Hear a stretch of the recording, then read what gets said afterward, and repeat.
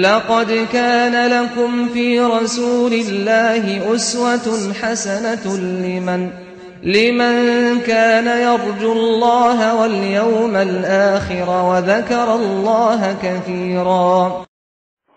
Kemudian di sini disebutkan faedah yang lain terkait dengan amalan-amalan yang paling dicintai oleh Allah Taala. Disebutkan di sini setelah sholat ialah birrul walidain, berbakti kepada kedua orang tua. Yang ketiga, jihad fi sabilillah. Dengan riwayat ini diambil faedah oleh para ulama, hak orang tua itu lebih besar dibandingkan dengan hak semua orang. Hak kedua orang tua itu lebih besar dibandingkan dengan hak semua orang. Hak semua orang.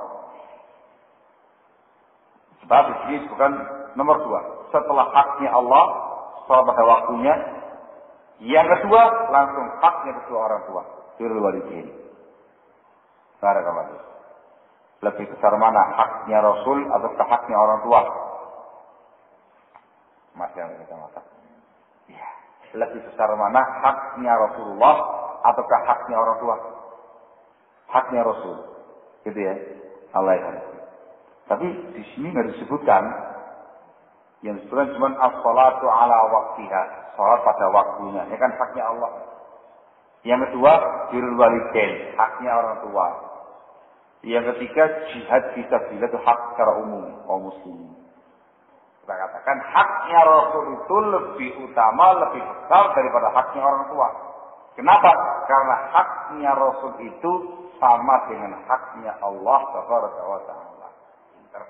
Allah. Itu masih. Sekarang sudah mana? Dimasukkan pada pembahasan as-salatu ala waqtiha. Hak Allah, hak Rasul sama. Tidak mungkin dilepas. Satu kesatuan yang harus ada. Allah dan Rasulnya. Ada. Allah ya. Nah, maka dikatakan tadi, orang tua memiliki hak yang paling besar di antara orang-orang selain mereka. Ini selain Rasul SAW, orang tua memiliki hak yang paling besar. Dari sini pula diambil faedah oleh para ulama, amalan berbakti kepada orang tua itu lebih afdal daripada berjihad fi sabilillah. Kenapa demikian?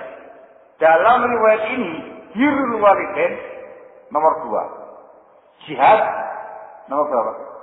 Nomor 3 di bawahnya.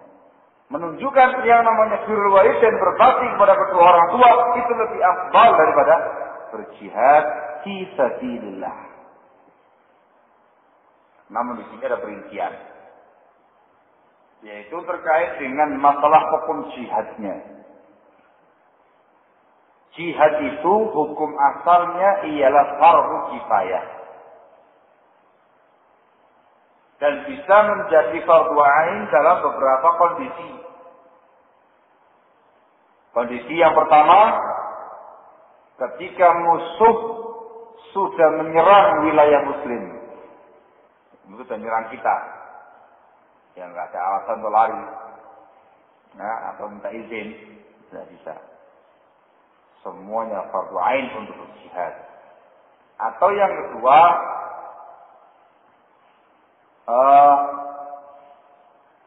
pasukan khusus yang ditunjuk pemerintah. Jadi pemerintah menunjuk orang khusus. Pelan. Perang. Maka yang ditunjuk itu fardhu ain kecil. Yang ketiga, apabila penguasa meminta seluruh masyarakat terjun dalam jihad. Paham ini ya? Ini tiga kondisi. Semuanya berkaitan dengan penguasa. Baik, perinciannya. Kalau jihadnya itu fardhu kifayah, jihad yang fardhu kifayah, maka birrul walidain lebih afdal. Tetapi kalau jihadnya sudah sampai tingkatan fardu ain, kalau jihadnya sudah sampai fardu ain, maka jihad yang fardu ain lebih afdal daripada birrul walidain. Kenapa? Kalau birrul walidain itu terkait dengan dua orang saja. Sementara jihad yang fardu ain itu memiliki kemanfaatannya dirasakan oleh semua kaum muslimin. Jadi kemanfaatannya lebih besar. Ini pendapat yang sahih, merupakan pendapat jumhur ulama, pendapat mayoritas ulama. Sehingga kalau tanya, mana yang lebih afdal? Berbakti kepada orang tua atau berjihad? Jawabannya dirinci.